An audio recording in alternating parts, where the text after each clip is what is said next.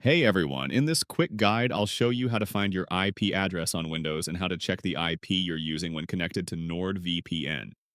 It's very simple and you don't need any technical background.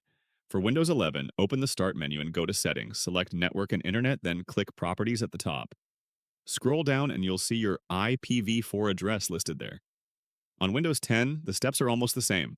Open Settings, go to Network and Internet, click the connection you're currently using, and scroll down until you find the IPv4 address.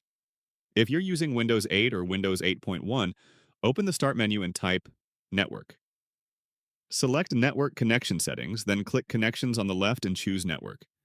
Your IPv4 address will be shown there. If you want to check the IP address you're using with NordVPN, open the NordVPN app and connect to a server. At the top of the app, you'll see the country you're connected to and the IP address assigned to you. That's the IP websites we'll see. And if you'd like to try NordVPN or upgrade your plan, I've added my affiliate link in the description. It gives you 74% off plus 3 extra months, which is a great deal. And that's it. Your home IP address can change over time unless you're using a static one, so checking it occasionally is completely normal. Thanks